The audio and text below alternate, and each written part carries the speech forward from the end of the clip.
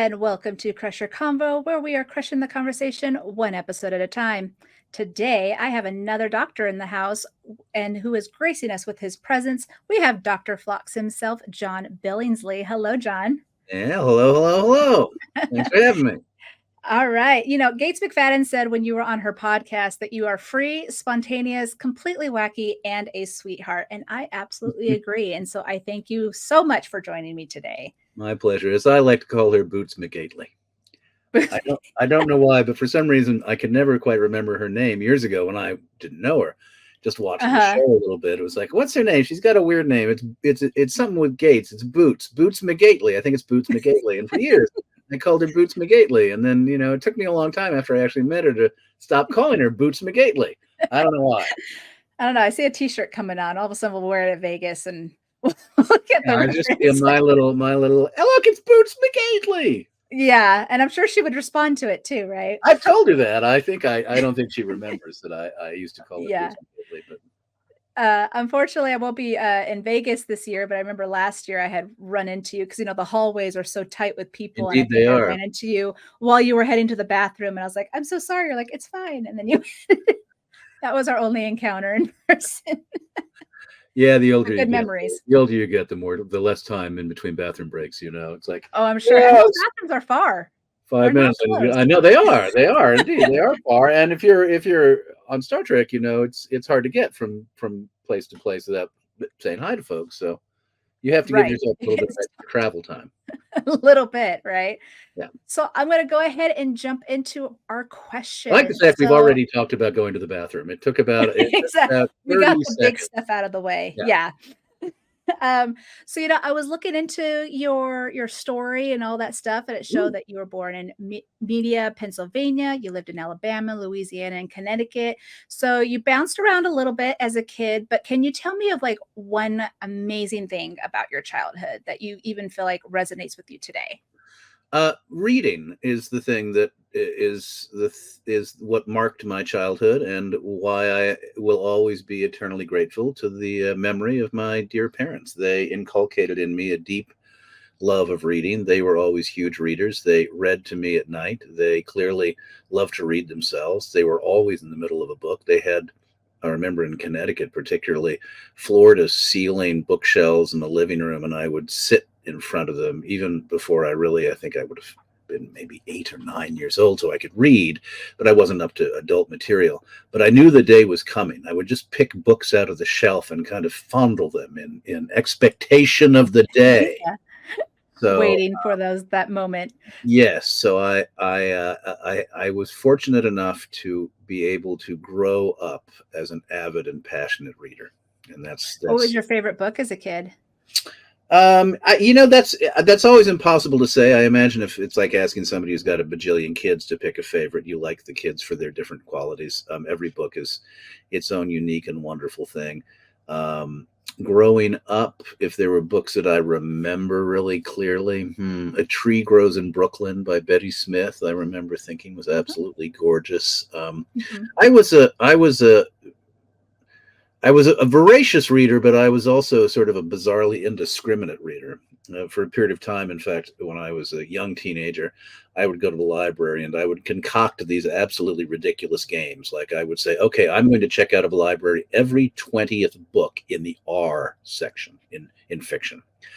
And I would take like 5, books by a writer with R, began with R. I would know a damn thing about them. And those would be the books I'd read. Because I thought, it's like, I'm just, I don't know enough about the world of fiction. Right. So let's just try. And so I ended up reading things that I would probably not read now and would never have read, some of which I adored, some of which like, better luck next time. Yeah, not going to read this one again. Yeah. I mean, I couldn't tell you were an avid reader with the line of books. Oh, yes. I don't know. Are we on? Is this a pure audio podcast, or are people going to see my? No, it's going to be video. Yeah, people will see all your. Well, then yes. I have. It's a sickness. It beats heroin, is what I always tell my wife. I'm not sure it actually does beat heroin now. I kind of think like, heroin isn't dusty, if nothing else. If I was a heroin addict, I wouldn't sneeze as much, probably. I have, Right. I think, about 15,000 books. This is one stack in one room. And my My best friend her grandfather had a bookstore here in town, and he had it for years. He retired, they had to close it down, and he got sold, like, 3 he still had 300,000 books. And we're talking, like, old books, like, I yeah. had books that were, like, 120 years old, still in mint condition. Yeah. I mean, if I had world enough and time, and could live forever and had the money to invest, I would definitely have a gargantuan house big enough to construct my own private library of books. Yeah. Yeah, but just because I want to live in a library, as a kid, I would skip school to go to the library. Like not skip school to go out and do heroin. I would call Right. my parents and say, "Well, didn't feel like going to school today." Call my mom. Didn't feel like going to school today. Went to the library. She'd go, "You can't." Okay, I'll pick you up, and she'd come, and we spend the entire day in the library together.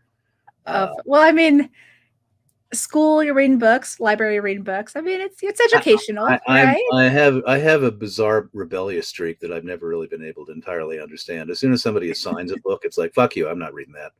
So school was not actually for me about reading. Right, It was about pretending to have read. right. Even in college, I remember going to the library and wandering the stacks, get pissed off that I had to read the books that I was Mhm. assigned when I wanted to read this, and this. I've Right. subsequently gone back and read all the books that were assigned that I rebelled against reading at the time, and have loved most of them. But Mhm. yeah, I bet you I'm an book asshole. Basically, is really what it boils down to. It's like we all have that tendency depending on what it is, right? I think we have a passion for something. If we're really passionate, so I wouldn't call the it way being they an asshole. You're the just way being that you passionate have to about it.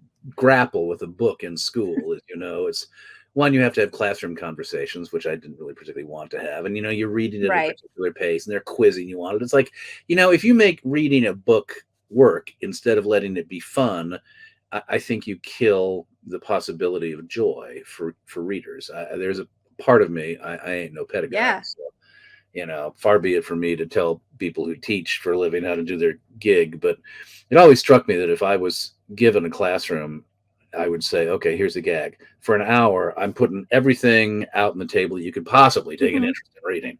It's Right. pulp magazines, it's sci-fi novels, it's great literature. I don't care what you read. You don't have to talk about it. You don't have to write about it. All this is an hour. Just read. No Wow. talking. Yeah. Just read. Just read. Yeah. I think some teachers do that, to be honest. I think some teachers would love to do it, but unfortunately, we live Yeah. in a system that relies on grades and True. measurements and et cetera, et Yeah. cetera, et cetera. I mean, I think we've done sometimes ourselves a disservice by making everything, unfortunately, a metric uh, Mhm. Mhm. instead of Follow saying, the protocol and all that. Yeah. yeah, yeah, it's just teach to the test. I mean, unfortunately, Right. but Yeah. yeah. Now, of course, your parents were not actors, so how did acting get into your life? Um, well, through reading, because when I moved up from Louisiana, I talked like this, and I had a list, and so I was ostracized. Ostracized. That's a strong word. I wasn't. I was a freak in school, and Oh, not beloved.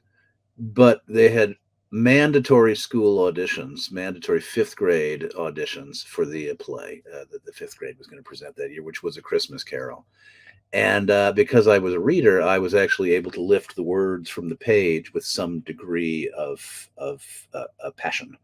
So gravitas. I Yeah. was cast as Scrooge, and the Nice. star. I was the star of the school play. And so for one brief shining moment, I went from pariah to star. And of course, as soon as the play was over, I went right back to being pariah again. But for those 3 weeks, it was like, and thus a love of acting was born. Pure ego. My parents were gracious enough to see that this was something I enjoyed, and all kidding aside, they set me up with some classes with a couple of soap opera veterans. I lived in Connecticut at that point in a suburban community, bedroom community outside of New York. Ed and Dorothy Bryce. and I took classes with them on and off Oh, wow. all through high school. Uh-huh. There's no way in God's green earth my parents were going to let me try and be a professional actor. I mean, they weren't going to let me go into a city and audition. And I knew better than to even push that. That wasn't really on my radar. When I Mhm. was ready to go to college, I said, hey, I'd just as soon actually skip college and go to acting school. It was like, that ain't going to happen. So I made a deal with them that I would only apply to girls' schools that didn't have grades. And that is indeed what I did.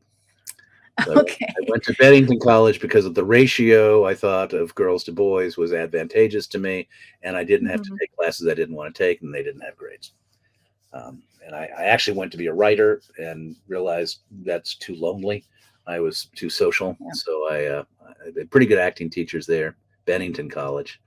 So Nice. I became an actor, and then my parents were like, "I can't believe we didn't force him to do something worthwhile. We should have been meaner to him as a child." Uh, well, you know what? You have a lot of credits to your name now. It's like 169 so far on Yeah, I know. I IMDb. wish my parents had lived long enough so they could rub it. I could rub their noses in it. It's like I told you so. You're like, "I got this." I mean, you are one of those character actors where it's like, "I know who that is." Now, a lot of your roles, we know you from, like, X-Files, Diagnosis Murder, Gilmore Girls, Stargate, SG-1, Angel, and my favorite, Bones.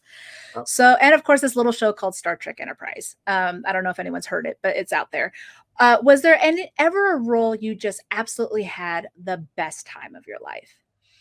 I mean, it's not necessarily my métier, but I really enjoyed doing Stargate because Star Trek. My wife is always correcting my pronunciation. Star Trek. They Uh-huh. were very anal about getting the words just so. And while I was on Star Trek, I had a little window in my schedule because I wasn't necessarily featured in every episode, and I was able to go up to Canada and do an episode of Stargate where everything was wild and woolly and they let you kind of pull it out of your ass. And I got to work with a wonderful Nice. Canadian actor named Patrick McKenna, who, and we were played two goofballs. And that was just a wonderful kind of clowning around week. That was such a nice Mhm. break. I loved being on Out of Time with Denzel, even though he was a kind of a tricky cat to get to know as a person. He's a marvelous actor. So Mhm. getting to have screen time with him was a treat. Um, Nice. and nobody would know it, but I was a theater actor for a while, and so getting to work on some Chekhov plays with some people who were very dear friends and colleagues Wow. way back in the day in Seattle. Yeah. And probably lastly, I was also a co-founder, an artistic director of a theater company devoted to adapting, actually presenting fiction verbatim on stage. Eventually, it Oh. became adapting fiction for the stage. That company lasted for 30 some years, well after I left it. But Oh, wow. starting it, working on a lot of wonderful pieces of fiction, uh, was, definitely a great highlight of my career, that 5 years of my life. Now, is it always interesting to do that, like, improvisation, especially with plays and stuff, you kinda get to do your different thing. Did you get to No, improvise a lot in your scenes or with any character you got to do? the theater itself is, unless you're specifically doing improvisational comedy or you're Mhm, using improvisation as a rehearsal tool, is not improvisatory. I mean, you've got a script and you're expected to adhere to the script. mhm. Film and television is rarely improvisatory. Once in a blue moon, you're on a show, and that's why the first thing that came to mind was uh, Stargate. Once in a Mhm. blue moon, you're on a show where the attitude is, look, as long as we're telling the story, you can feel playful within the script. Not Okay. really improvisatory in the sense that they're kind of like saying, "Hey, we don't even know where we're going. Go for it. No, we'll Go write for it it, around you." yeah. But it's sort of like you're within the channel of the river is wider, so you've got a little Mhm, more elbow room. And when that happens, I find that to be great fun. Usually it's not the way it works. Usually the writers, understandably, are rather, attached to the words they wrote. And they right, can't right, afford to encourage actors to muck around because if everybody mucked around, the whole thing would become a baggy mess.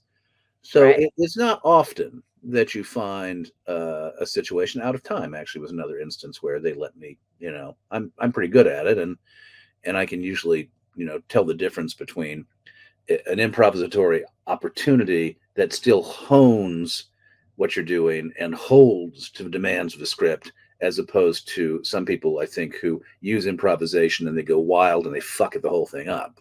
Right. I've found that I'm when people trust me to play, I can play to good purpose. Right. Right. Now, I do really want to talk about your time on Bones because No not one ever only talked about my time on Bones. I will say you're the I first person. love I All right, love Bones. my wife I was in the pilot of Bones. Did you know that? I know, and I was just about to mention that. So not only you, but your wife was on the pilot. She And was actually everybody in Cleo Hollywood. That Eller's. show ran for 29 years, so I don't think there's an actor in Hollywood that hasn't been on Bones. But yeah. Right, right. I mean, she was I remember the character's name, Cleo Eller's mom. That was the Hmm. character she played. Hmm. And so but so those episodes were actually very important to the series, but your particular episode, you had Nora Dunn, Yep. Gabriel Tigerman, and Sean Gudd. So how was it on the set of that episode? Any funny stories or just Well, I don't recall that episode terribly well. In part because I think most of my scenes were not necessarily with the other character. I think I had one scene when I was with Nora Dunn. I was a red herring, as I recall. You were, You have the yeah. inevitable scene where they interrogate you, thinking, "Is it you?" And You you were the go, suspect because they found "Moi." the chocolate and the Marlowe. Yes, it's like, "Moi? I am Yeah. clearly a red herring, sir." So, however, what I will say about that episode is that Dave Thomas, the marvelous comedian from SCTV days, Mhm. Yeah. I don't know that he had written the episode. I don't think he did, but he was one of the writers on the show. And Mhm. I'm a big fan of SCTV, John Candy, and I mean, a Yeah. marvelous troupe of fabulous comedians.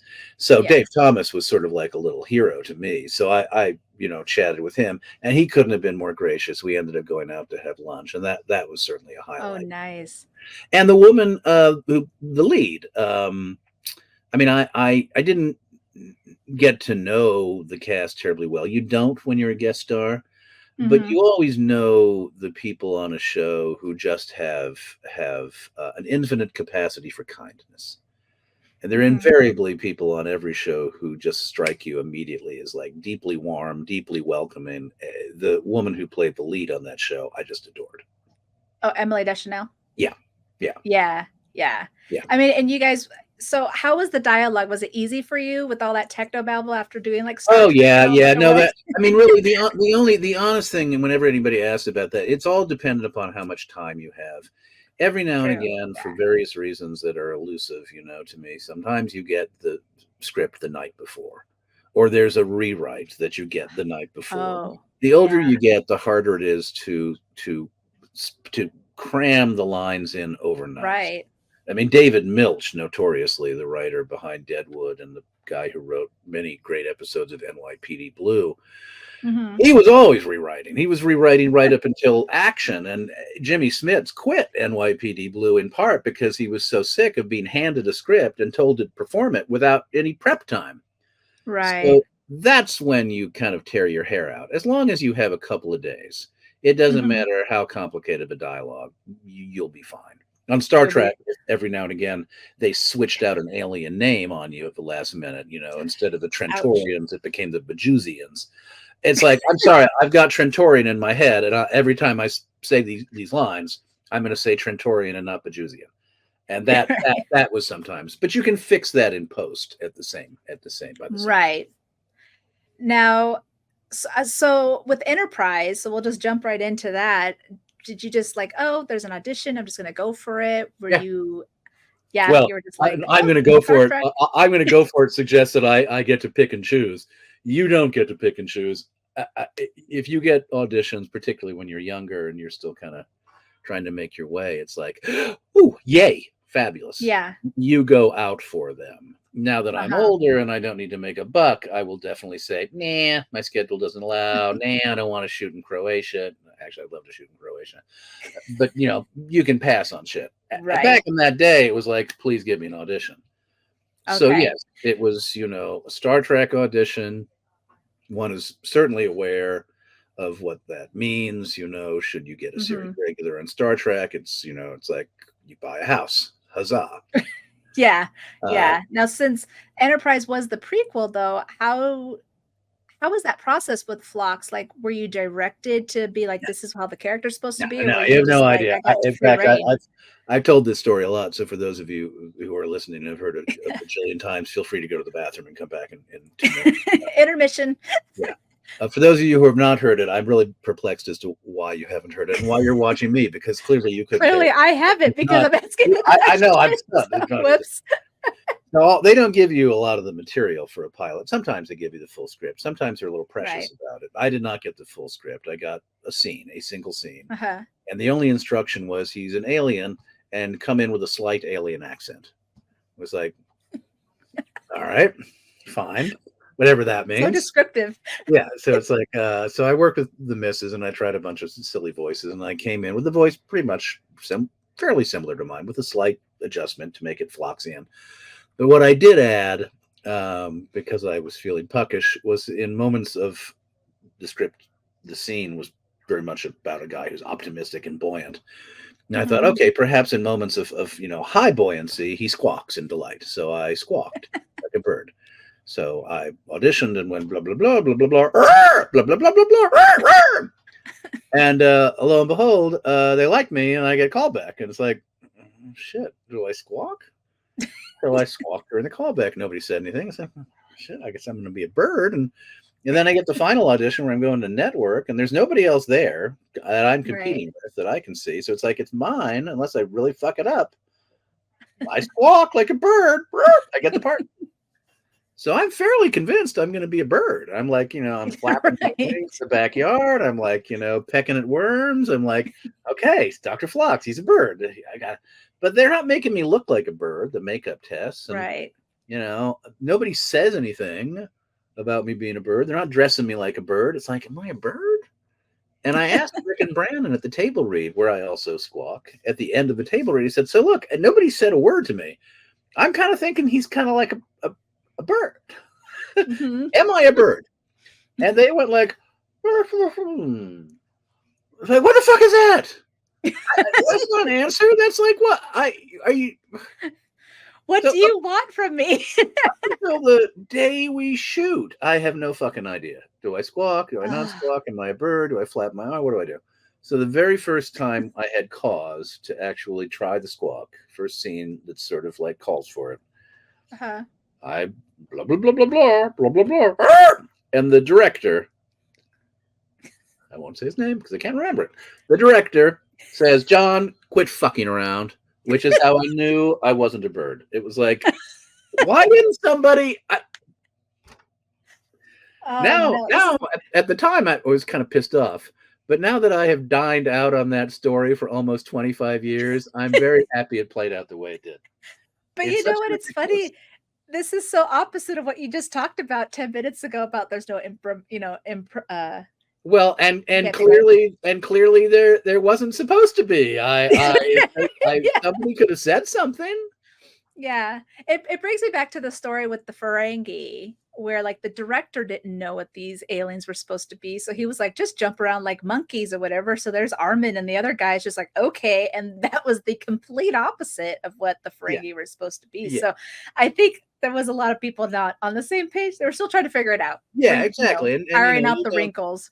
well, I always thought like, well, how do you justify the fact that nobody's seen a Denobulan before? It's never been mentioned before. It's like, well, I thought, okay, he's from a very monastic planet. There are only like 7 Denobulans left. I'm like one of a dying breed. And then it turns out we're the fuck bunnies of the universe. And they're like, every Denobulan has 18 wives and 30 kids. And I actually left the planet just to get a little, elbow room. So, the actor can make up whatever the actor wants. And it's probably going to be invalidated by what the writers decide in the end. Right, right. I'm kind of excited because I just finished Voyager and I'm about to start Enterprise. I have not seen one episode of You've it, not seen a and now single, I'm wait a just gonna second. So I'm a guest on your show and you've not seen a single episode. I've seen the Oh, finale, which was just for because all you know, everyone knows I'm not about. even John Billingsley. I could be some guy I who's know like, you're Dr. Harkness from both. Well, God, I hope you don't hate it. You can fast forward through the scenes I'm not in if you want. I There's was just told to fast forward through the song. That's what people have been Oh, telling me. people They're like, hate the "We song. like Enterprise, but the song." I don't really quite understand the loathing for the song. Although early on, we were filming our first Uh-huh. episodes during 9/11, and so Right. obviously, incredibly horrible and painful period in Mhm. world history and American history.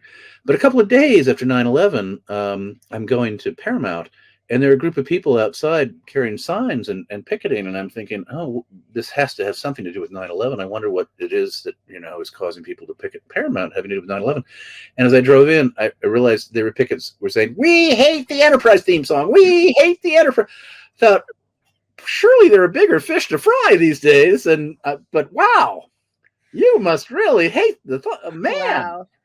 That's, So that's when that's a I lot. realized, one, how passionate Star Trek fans can be, Right. and two, oh, we're not going to do very well if people are picking the theme song with that much avidity. Uh-oh. And and unfortunately, you guys only made it to 4 seasons, so was there anything with Phlox that you wish you got to do? I wish I'd gotten laid. I think every other character, I think, Maybe got. that's why he left. He was like, "I need a breather. I Oh, gotta I go." guess so. I guess so. There was a woman named what was her name? She played Ensign Cutler in the first season, and she would have been my. I think it seemed to be working that she might have been my girlfriend, although she was ridiculously young and far too pretty for me. So I don't know how they could have justified that. But she was Kelly Waymeyer, who was a marvelous actress, and I think if she had lived, she had an undiagnosed heart condition. It was a tragedy. They found her. Oh, wow. Yeah, dead at home on her sofa. Oh, Fabulous actress, was really beginning to establish herself in Hollywood. And, mhm. I wouldn't have been surprised if they'd asked her to become a regular. Whether she would have wanted to do it or not, I don't know. But Mhm. with her death, died my romantic life. I never had an, uh, uh, beyond that, no.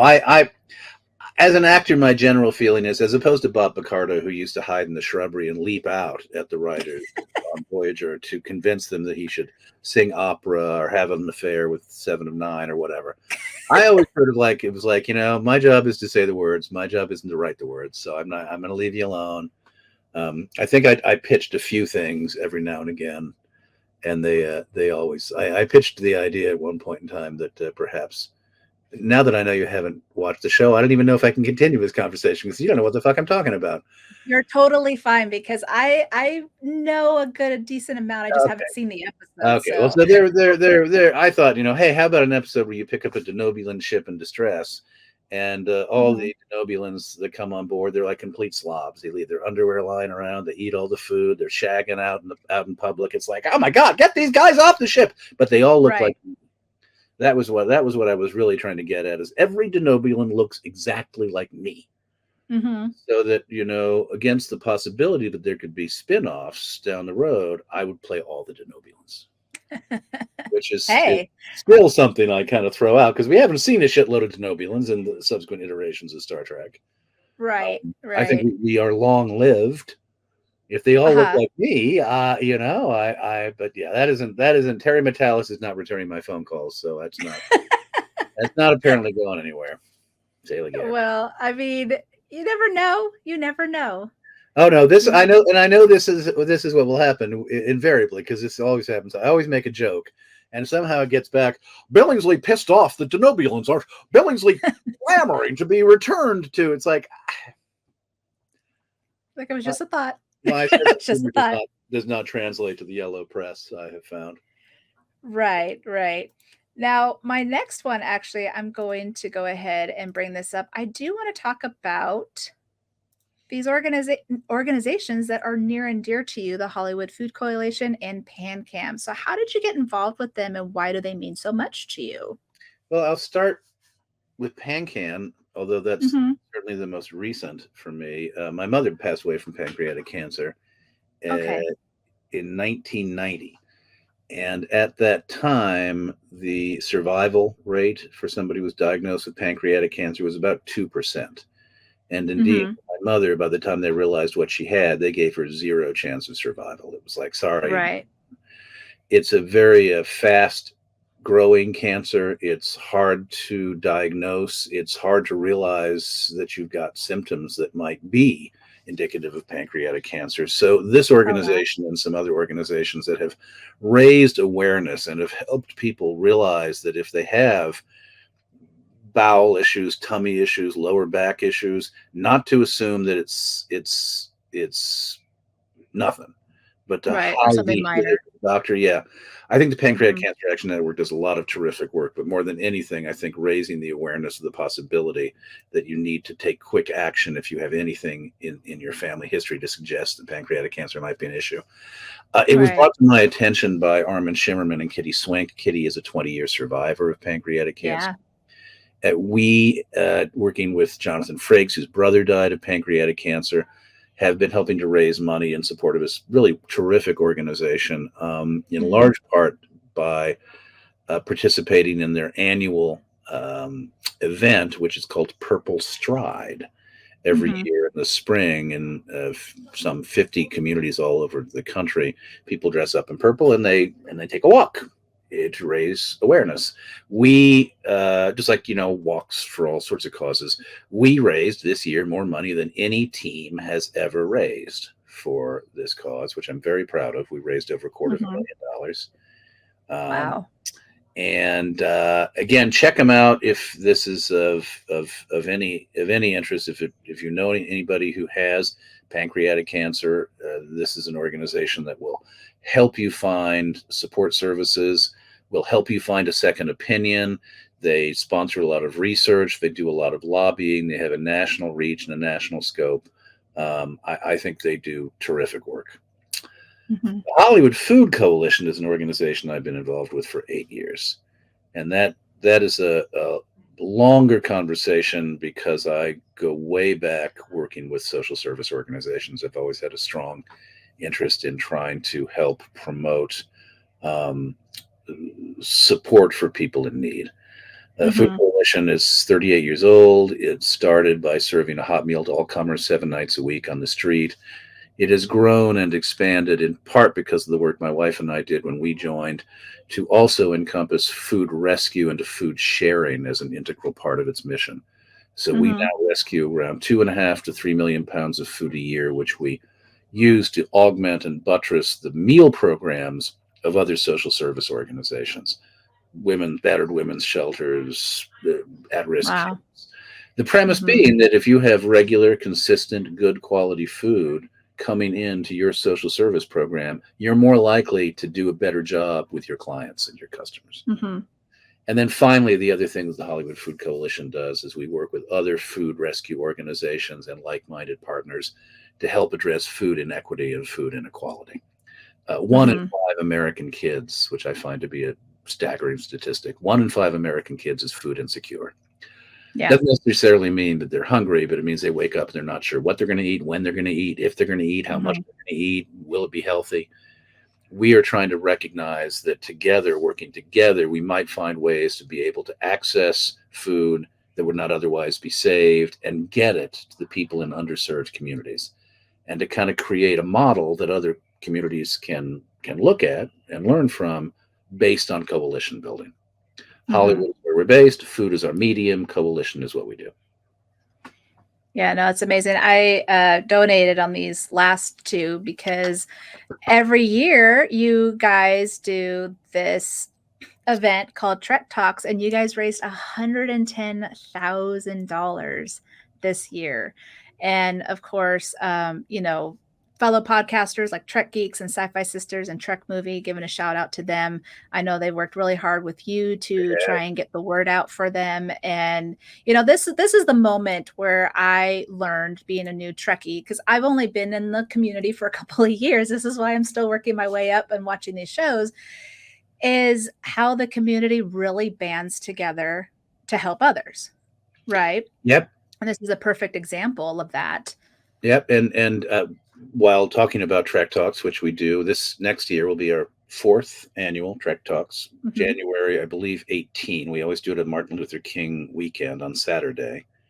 in part because, as you know, as a Star Trek fan, infinite diversity and infinite combinations. Very Right. much we believe in talking about how the work we do as a Mhm. food rescue organization dramatically impacts underserved and underprivileged communities. 25 to Mhm. 30% of the people who are living, experiencing homelessness in Los Angeles, for instance, are African American, Mhm. whereas they only represent about 12 to 15% of the population of the city. Um, I love Track Talks. I love also getting to know so many people in Track who have their own passions and advocate for Mhm. wonderful causes. So one of the spin-offs, if you will, of Trek Talks is something we call Trektivism, which is a Mhm. podcast, and perhaps more than a podcast run by Heather Barker and Matthew Simone, who do a marvelous Mhm. job. Every month they do an interview with somebody who's doing cool shit. Sometimes it's a celeb, but most of the times it's just somebody who's doing cool shit in the Star Trek universe to tell the story about Right. their efforts. One of the things I'm kind of interested in is continuing to get this notion that what you just said is true. All the folks in Star Trek probably were attracted to this franchise in part because of the ethos of Star Trek and what Mhm. Gene Roddenberry argued. One, that we Right. can come together, set aside our doctrinaire differences, stop pissing on each other's shoes, and pull together for the common good. And Yeah. two, that tolerance, love, kindness, and acceptance has to lead the way. And I think Exactly. those missions, those um, common beliefs that bind us as Star Trek fans can help bind us in ways that might lead to more and better good works and supporting Mhm. those good works collectively. So that's sort of what Tractivism is kind of about. Yeah, I've actually heard of the podcast. I think we follow each other on Instagram. So, but I mean, I've learned so much just from others, like you said, about the love and kindness and helping others aspect. Last year I went through a terrible, terrible traumatic situation, and it was those people. I only knew them online. Like, I never knew them in person, but those were the ones that actually came and helped me get through it while I was going through my PTSD and my therapy and stuff like that. Hmm. Now, one of the things like I'm super passionate about is just the lack of mental health help that is Yeah, out there, yeah, and yeah, even you had mentioned it on Gates's on her podcast yeah. that you wish there was more help for those who are homeless, right? It is Because they definitely go a through so yeah. much. Yeah, I mean, and without wanting to, wallow in the negative, but it Right. is undeniably true that if you are experiencing homelessness, whether you had PTSD or mental illness before you found yourself living on the streets, you will emerge, even Yeah. after a short stay living on the streets, with some form of PTSD or mental illness. And that's what's so pernicious is that Mhm. there's a reason why a lot of people who are living on the streets turn to drugs. It's because you're Right. living a nightmare, and Right. the ability to kind of blur yourself for a period of time is incredibly attractive. It, Oh, it yeah. is it is inherent. The very nature of not having a roof over your head is terrifying. And Mhm. when you're that afraid, you will descend down any pit that seems to offer some comfort. Right. To get back up again, the nature of how you help somebody who has fallen that far, there's so much that has to happen. The obvious thing, Mhm. yes, put a roof over their head and make sure that they've got something to eat. But the Right. tricky thing is counseling and care. And there simply are not enough trained counselors. We don't pay our teachers. We don't pay our mental health advocates. We don't, the trap of a capitalist society is, Right. you know, it's it's what the market decides, and the Mhm. market has not decided that it is worth paying people enough money to go into these fields. Mhm.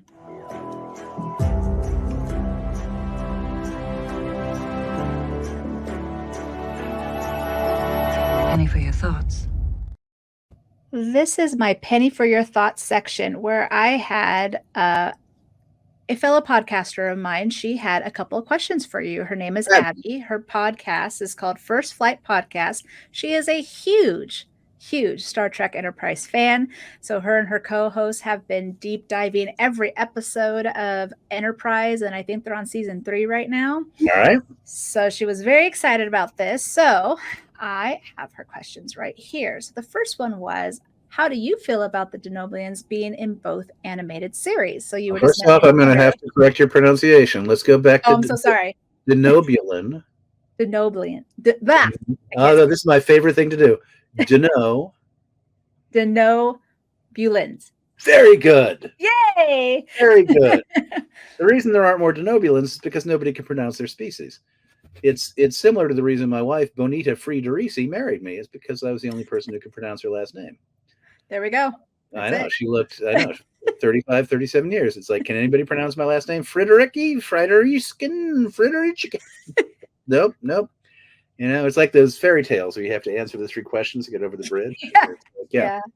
How do I feel about Denobulans being in both animated series? Until they actually hire me to be in the animated series, they can go fuck themselves. I say that with all the love in the world. Of course. Yeah. So no, I'm happy to see. Having a deep affection, having basically been the father of Denobula. Right. I like nothing more than to see more Denobulans. I haven't seen the series, so I don't know whether or not I can say that I think they did justice to the Denobulans or not. I have strong feelings about what makes a Denobulan, so I couldn't speak really to whether or not I give them a thumbs up or the thumbs down. I don't believe there was squawking. I think that no, there was no squawking for me either. The squawking didn't make it. The squawking didn't make the cut. Make it through episode. Yeah. Well, it continued. It still didn't make the cut. no, there's still no squawking. So her next question though was, what 3 books do you think that everyone should read? Wow, that's a good question. What 3 books do I think everyone you love your reading? I'm not sure I would ever suggest that there's any such thing as a book that everyone should read. I honestly, I would say that the thing about reading is that if you don't dig a book, it doesn't mean the book is bad. It means that you're not in the place you need to be to appreciate the book. So rather than answer this question directly, I would say I can tell you books I love. I love The Sound and the Fury by Faulkner. I would read that again and again. I love David Foster Wallace's Infinite Jest. You're going to get to see a little bit of my cat. Hello, kitty. I also think is extraordinary. In deference to Armin Shimmerman, I'd say some familiarity with works of Shakespeare. And although I myself am an atheist, I have read the Bible, and I think it's important just for cultural literacy and to appreciate some of what is beautiful in the storytelling. Probably one should have some familiarity with the Bible. But my own personal belief is that you're never going to read all the books there are in this world. So it's not a competition. There's no shoulds and there's no race. I find that when I pick up a book, I need to sort of say, just slow down, enjoy this book. And if I find myself racing, then I stop and say, savor it. A book is like a person, you should try and make sure you're really getting full satisfaction from the encounter. I liked your idea, how you said that, you would go to an author, like you would pick R and pick like the. I wouldn't recommend that in that would really be, because I feel like you would find like all of a sudden it would be a book that you wouldn't think to read, and all of a sudden it was really good. It's there are two I think fundamentally different schools of thought, and I can completely understand both. One school of thought is, start a book. If you're not digging it pretty quickly, throw it aside. There's plenty of books in the world. And I totally get that. I grew up seeing my father, who was a big reader, pick up books and throw them down so quickly. Like the stack of rejected books would be like, up to his eyeballs. It's like, you don't like anything, man. You're just so persnickety. Got to give the book a fucking chance. Right. So I err on the side of, I blame myself. If I'm not digging a book, and I'm probably this age and having been a reader my whole life, I know that I'm picking up a book that is good. If I'm not digging it, that's on me. So I'll go back and I'll start it again. Sometimes I will speed read a book just to get the architecture of the book, and then I'll start. I wrestle books to the ground, and I've had so much joy Sound and the Fury is a perfect illustration, the first chapter of which is written from the point of view of a severely retarded boy. It's really hard to penetrate. When Uh-huh. you do penetrate it, it's amazing. Right. Demanding books are demanding, and they give great satisfaction. An Infinite Jest, I adore. It's a demanding book. I think Mhm. you kind of need to bring your best self as a reader. Proust. I had a project a couple of years ago to read the 7-volume In Search of Lost Time, um, Mhm. which was gorgeous. Yeah. But you know, it's like it's a project. Yeah. Lonesome Dove, I think, you know, on flipping the script for books that are just like, you know, to remind you what it is to just read for sheer unadulterated pleasure. I think Lonesome Dove by Larry McMurtry is one of the books that reminds you what it is to have fun as a reader. Mhm. So that's a book I Oh. recommend. Oh, awesome. Now, to my last question, I want to have a little fun. A little So, fun, a just a little fun, little. just a little, just a All right. smidge. All right. Now, since these characters are both doctors, my podcast is dedicated to this character. What kind of mischief, like use your imagination, that you think that Phlox and Beverly Crusher could get themselves into, right? Like they both had that do no Well, harm, when we no were harmers, younger, but I can only say that Dr. Crusher hasn't known the delights of a rose petal bath until she's met a hunky denobulan man in his prime. But now, what we could do now would probably be considerably less, you know, less titillating than that. I would right. imagine. Yes, probably have to. Maybe I don't know. I like my character's a big on leeching, so I'd like to think that perhaps, you know, I could teach her a thing or two about, you know, how to get down and dirty with some, you know, old school medical practices now outlawed in great quadrants of the galaxy. I'm sure she'd be fine with it. She knew how to do, you know, plants and roots and stuff to make, Well, yeah, I won't say again. she was old school. I made fun of you for not having watched Enterprise. I've hardly watched any Star Trek, so great swaths of Such Star Trek are known. right? I didn't know I didn't know she was a plant and root girl. She was, All right. yeah. She's very old school, very old Okay, well, school. then we would have gotten along like a house on fire. Yeah, I'm sure you guys would get in some kind of trouble where you were like, Prime Directive? Nah, we're gonna go do this. We're gonna cause some trouble over here." All right, well, good, good. Yeah, you know, the doctors generally, I think, have a you know, we're not we're not warriors. We're not part of the warrior Right, class. You know, right. I mean, the Federation in the end is sort of, you know, it's kind of a military construct. These people who are going Mhm. out in space, and Yeah. we're not, which I appreciated. The doctor on my show was, you know, sort of like, yeah, I'm not gonna do that.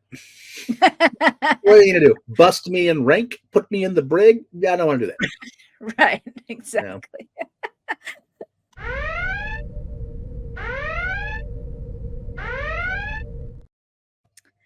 Hey guys, so that was my redhead alert, and this is just to talk about my next episode, which is the interview with Dayton Ward, one of the amazing Star Trek authors that we have out there. I am calling this episode The Ward of Star Trek because he knows his Star Trek. We are going to drop this episode on July 19th, so I'm going to take next week off. But yeah, if you guys have any questions for him, just hit me up on Twitter, Threads, Instagram, or you can email me. You can also find me on not only YouTube, and please like and subscribe, but Apple Podcasts, Spotify, Good Pods. You can buy me a coffee by scanning that code on the top right corner. Buy some merch on TeePublic, and you can find all my information on crusherconvo.com. So, yeah, John, this was awesome. Thank you so much for joining me Of today. course, my pleasure. Um, do you have anything to plug? Do you have any projects or where people can find I know Oh, you're you not really a know, big social media person. acting schmacting, it comes and goes. I don't intend to Yeah. talk too much about that. I think I did an episode of Matlock, which is a revival. It's not even a revival. It's kind of a reimagining of aspects of the Matlock story with Kathy Oh, Bates. interesting. Yeah, Okay. the 4th episode of the 1st season. I did a quick little bit on something called based on a true story with Kaylee Kuko, and had a few days on a new Ryan Murphy project called Grotesquerie. So Nice. that's all out there at some point. But candidly, acting is sort of, I love it, happy to do it, but I don't live, breathe, eat it, sleep it. If it works, great. If it doesn't, fine. But I will plug Trek Talks again, January 18th. Put that in your calendar.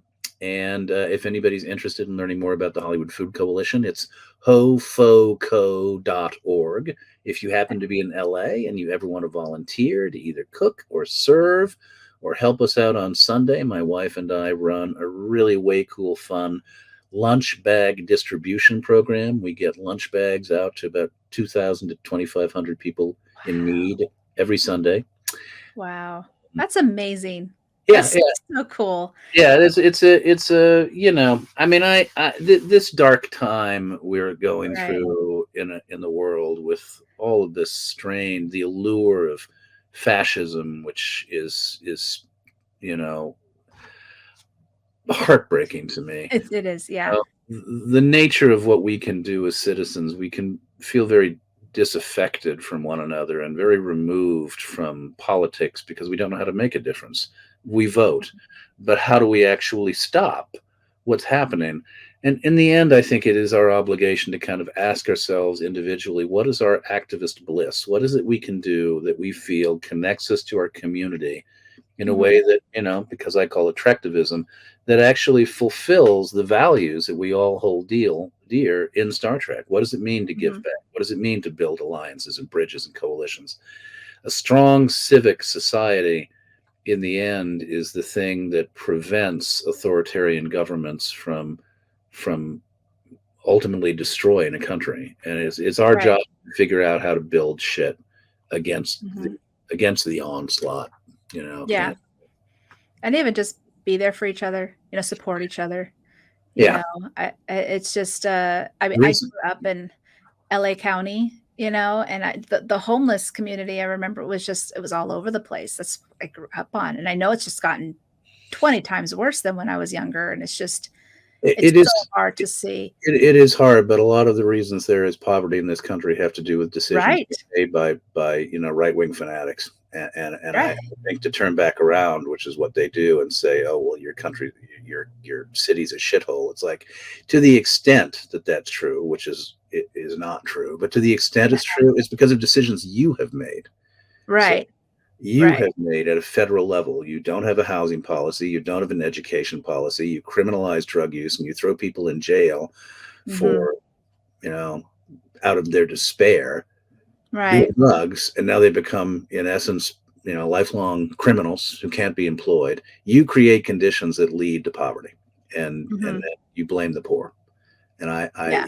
all we can do is on a citywide level, at a county-wide level and a statewide level, fight back against things that I think are Right. broken because of federal Yeah. government. Yeah. No, absolutely. But that is amazing. Thank you so much. I really appreciate it.